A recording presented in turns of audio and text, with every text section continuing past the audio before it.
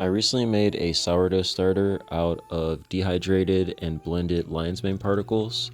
I also added in some gluten-free flour so I could make all types of bread with it.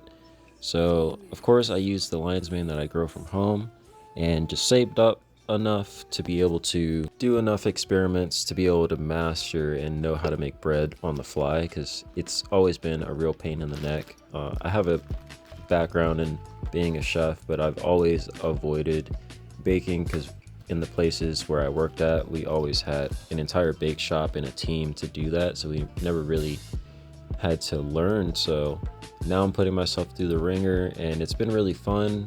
I made a lion's mane bread video before and that's in my shorts, but I wanted to make a long form video for people that like that type of content, so I can really break down where I'm coming from with this and how I approached it. The first step to creating a flour, which I just began to see as very small particles, was to blend it up as fine as possible.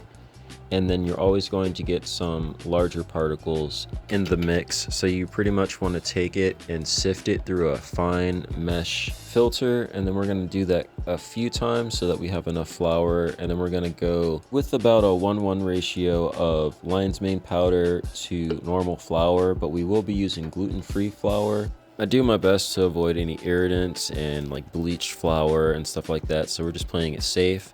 And also, if we can do it with this, we could definitely do it with any other flour, because the gluten helps a lot to make it really like stringy.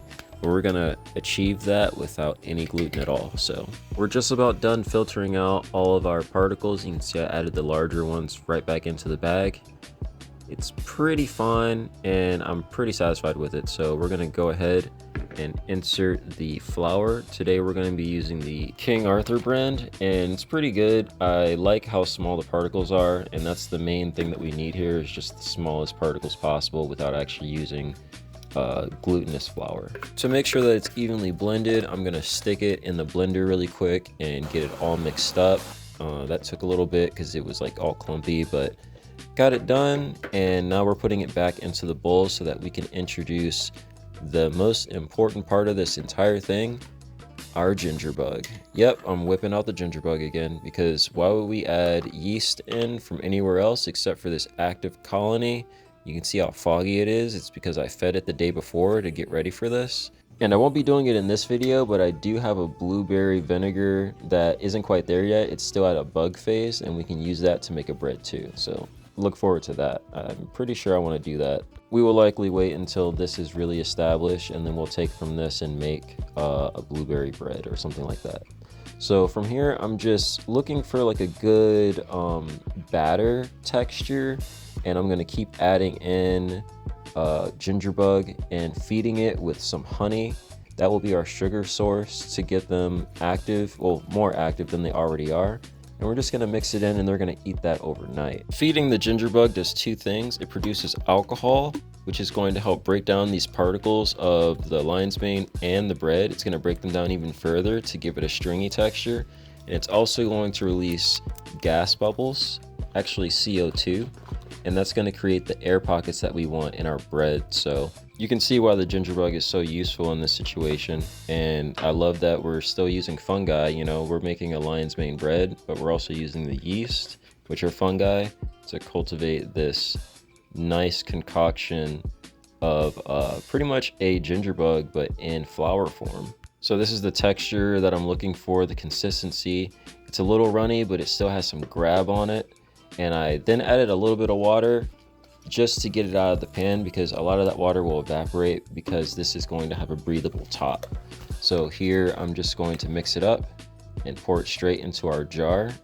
And I'm mostly doing this for demonstration purposes, because you'd probably want to have this more in like a bowl, because as you'll see later in the video, this is definitely not the best way to store this, because it's creating a lot of air bubbles and it essentially is going to rocket the content out the top, and we don't want to mess. But for the video, I just let it go, and you'll see. The prep for our sourdough starter is pretty much done.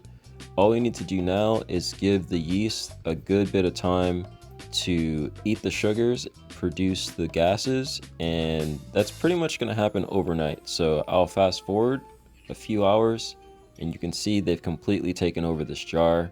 They've pushed themselves all the way to the top and they're about to explode at the top. And I gave it a little more time and it actually did. Just take a look at that. That's kind of weird. Looks like a donut. Upon further investigation, you can see it is really gooey in there. This is perfect for bread because bread is pretty much like a matrix of trapped air bubbles. And by creating this sticky gooiness, we can create a really good dough that's going to rise really high, and we can make like a whole loaf of bread out of this, which is pretty much my goal. But yeah, this is one of the many ways I like to cook with fungi. You could do the same thing with shiitake, make like a shiitake bread or something, or even mix a bunch together.